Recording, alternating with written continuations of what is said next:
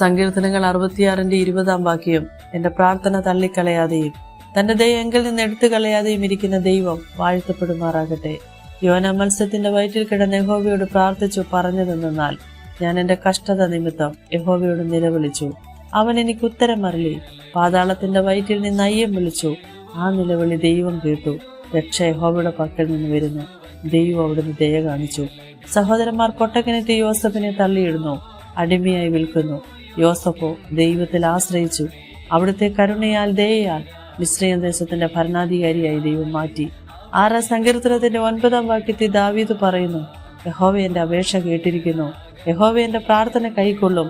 നമ്മുടെ പ്രാർത്ഥനയെ ചെവിക്കൊള്ളുന്നവൻ, യാചനകളെ ശ്രദ്ധിക്കുന്നവൻ.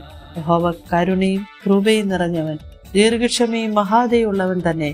ഓരോ ദിനവും പ്രാർത്ഥിക്കുന്ന വിഷയങ്ങളിൽ അതിലൊഴുക്കുന്ന കണ്ണുനീരിന്റെ മുൻപിൽ എത്ര കാഠിന്യമേറിയ വിഷമത്തിന്റെ നടുവിലും നമുക്ക് പ്രത്യാശയോടെ വിശ്വാസത്തോടെ പറയാം, യഹോവ എന്റെ അപേക്ഷ കേട്ടിരിക്കുന്നു, യഹോവ എന്റെ പ്രാർത്ഥന കൈക്കൊള്ളും. അവൻ നമ്മെ തള്ളിക്കളയുകയില്ല, അവിടുത്തെ ദയ നമ്മിൽ നിന്ന് എടുത്തു കളയുകയുമില്ല. വചനം പറയുന്നു, പർവ്വതങ്ങൾ മാറിപ്പോകും, കുന്നുകൾ നീങ്ങിപ്പോകും, എന്നാൽ ദൈവത്തിന്റെ ദയ നിന്നിൽ നിന്ന് എടുത്തു കളയുകയില്ല എന്ന്.